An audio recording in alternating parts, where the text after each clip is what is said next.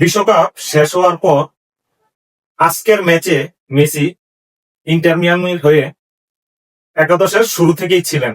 আর একাদশের শুরু থেকেই নেমে সে এক চমক দেখিয়ে দিল, জোড়া গোল করে তার দলকে জিতিয়ে নিল। ইন্টার মিয়ামি এবং মেক্সিকান ক্লাব সান লুইসের মধ্যে একটা ম্যাচ হয়েছে, যেমন উয়েফা হয় এরকম আমেরিকান সকার লিগের একটা ম্যাচ হয়েছে। ওই ম্যাচে সান লুইসকে 4-2 গোলে হারিয়ে ইন্টার মিয়ামি জয়লাভ করেছে। আর এতে করে মেসি আমেরিকান লিগের সবচেয়ে সর্বোচ্চ গোলদাতা হয়ে গেছে। ভাই, মেসি একটা জিনিসই, যে জায়গায় যাইবো ওই জায়গায় নিজের সেরাটা দিয়ে নিজে সেরা হয়ে আসবে। এই মেসিকে কিভাবে আমরা ভুলবো? এই মেসির খেলা আমরা উপভোগ করতে পারবো না, এটা মানে কেমন একটা কষ্ট লাগে, মনের ভিতর কেমন যেন একটা কষ্ট লাগে। যারা আর্জেন্টিনার হেটার্স আছেন কিন্তু তারা মেসিকেও ভালোবাসেন। ইন্টার মিয়ামি হয়ে মেসি যে 2টা গোল করেছেন, একটা প্রথম গোলটা করেছেন ডামির মাধ্যমে, খুব সুন্দর একটা গোল করেছেন। যেরকম ওই যে আপনার একটা ওয়ার্ল্ড কাপে একটা গোল করেছিল, আপনার মেদিনা পাস দিছিল, তারপর এই আলমাদা ছিল, আলমাদা বলরা মানে লাফ দিয়ে সাইড করে দিয়েছে, হয়তো বা ওরা জানতেছে যে পিছন থেকে মেসি এসে গোল দিয়ে দিবে, ওরকম ডামি করে একটা গোল দিয়েছিল। আর দ্বিতীয় গোলটা কি ডিবলিং, 4-5 জন ডিফেন্ডারকে কাটিয়ে একাই নিয়ে গোলকিপারকে ধোকা দিয়ে গোল। এসব গোল মানে দেখতে দেখতে আমরা অভ্যস্ত হয়ে গেছি। মেসির এসব গোল কি প্রশংসা কি করবো মেসিরা।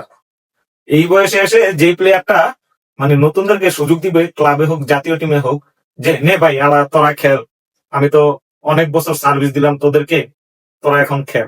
কিন্তু ওই জায়গায় এসে এই লোকটা যে খেলা দেখাইতেছে, নতুনরা তো আরো উৎসাহিত হবে, তাদের মনে তো খেলার একটা চেতনা জাগ্রত হবে এই মেসিকে দেখে। 39 বছর বয়সের মেসি যদি এমন পারফর্ম দেখাতে পারে, তাহলে আমরা কি কারণে পারবো না? আচ্ছা বলেন তো, মেসির সমবয়সী তো আরো কয়েকজন প্লেয়ার আছে, নেইমার আছে, নেইমার হয়তো বা জুনিয়র হবে, ক্রিস্টিয়ানো রোনালদো আছে, লুকা মডরিচ আছে, ডি ব্রুইনা আছে। হুম, তারা কি পারফর্ম করতেছে?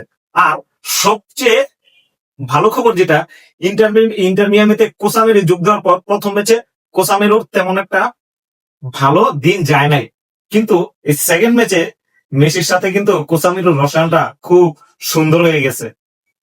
সামনের ম্যাচগুলোতে যেহেতু কোসামিরুর সাথে মেসির রসায়নটা ভালো, 1-2 ম্যাচে তো আর বোঝা যায় না, দ্বিতীয় প্রথম ম্যাচও মানে কিছুটা ইয়ে হয়েছে, কিন্তু দ্বিতীয় ম্যাচ থেকে বোঝা গেছে যে কোসামিরুর সাথে ভালো একটা রসায়ন হতেছে, তাহলে ভালো হয়ে যাবে।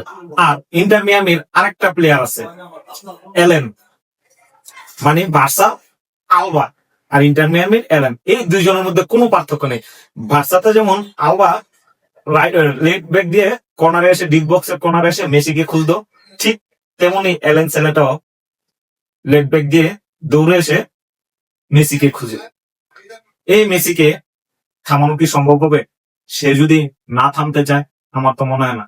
তবে 2030 সালের ওয়ার্ল্ড কাপ খেলবে কিনা জানি না, কিন্তু যদি তার ফর্ম সে ধরে রাখতে পারে, হয়তোবা কোচ তাকে ফুল টাইম না খেলাইলেও 30 মিনিট খেলানোর জন্য একটা চিন্তা ভাবনা, যদি কোচ কলোনি থাকে তাহলে তার মাথায় চিন্তা ভাবনা থাকবে যে হ্যাঁ মেসিকে যাতে 30 মিনিট খেলানো যায়।